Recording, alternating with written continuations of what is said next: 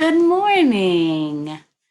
I know it's a little bit gloomy out today, but I think we are going to make it a good day anyway. Today is Tuesday, March 18th, and here is my Manning Challenge update. Yesterday, I made my bed, did 100 jumping jacks, 25 push ups, and read for 20 minutes. I think that's all I did yesterday.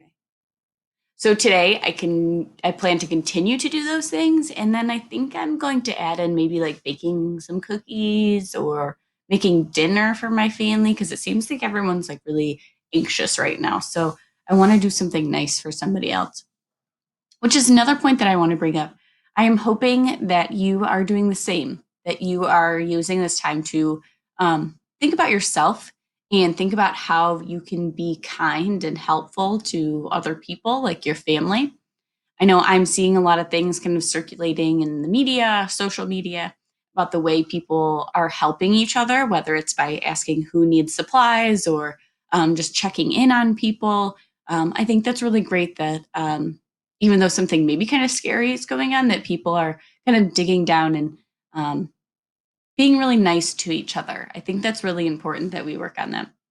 So today, I challenge you to be a helper in some way. So kind of look through those challenges and see what you can do.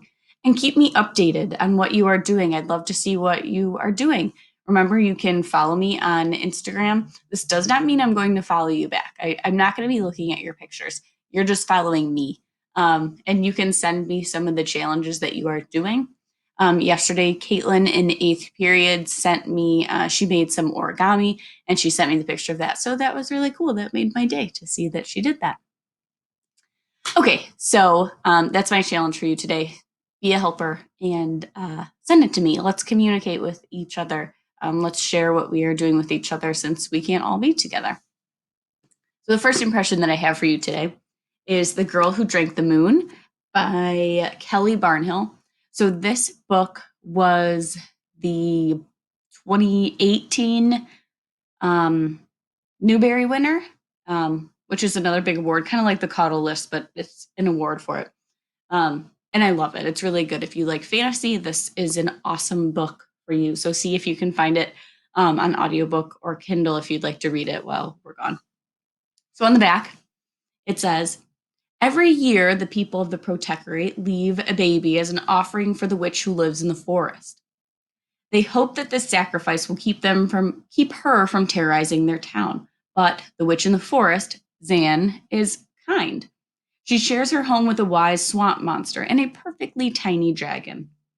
Zan rescues the children and delivers them to welcoming families on the other side of the forest, nourishing the babies with starlight on her journey. One year, Zan accidentally feeds a baby moonlight instead of starlight, filling the ordinary child with extraordinary magic. Zan decides she must raise this girl, whom she calls Luna, as her own. On Luna's 13th birthday, as her 13th birthday approaches, her magic begins to emerge with dangerous consequences. Meanwhile, a young man from the Protectorate is determined to free his people by killing the witch. Deadly birds with uncertain intentions flock nearby. A volcano, quiet for centuries, rumbles just beneath the Earth's surface. And the woman with the tiger's heart is on the prowl. So, chapter 1 starts in which a story is told.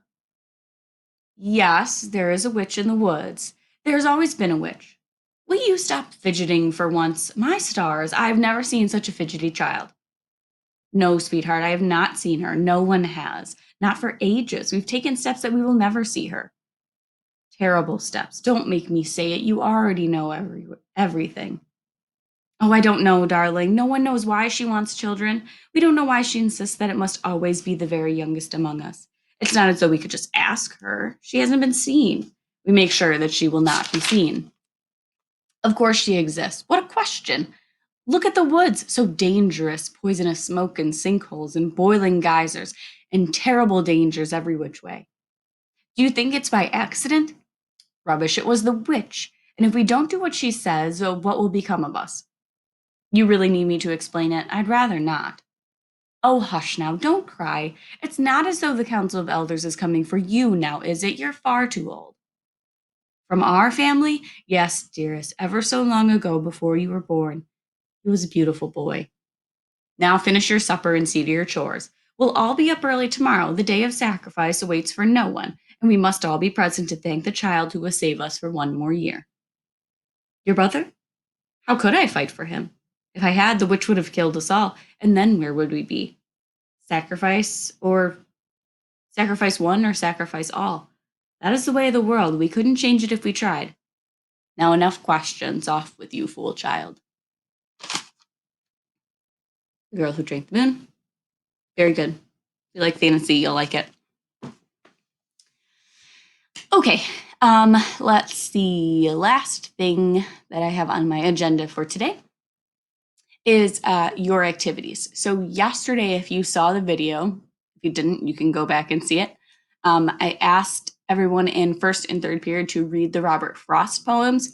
You're specifically looking for figurative language. That's what we're doing with poems, kind of seeing how the author is using figurative language to shape the meaning and answering the questions that go with that.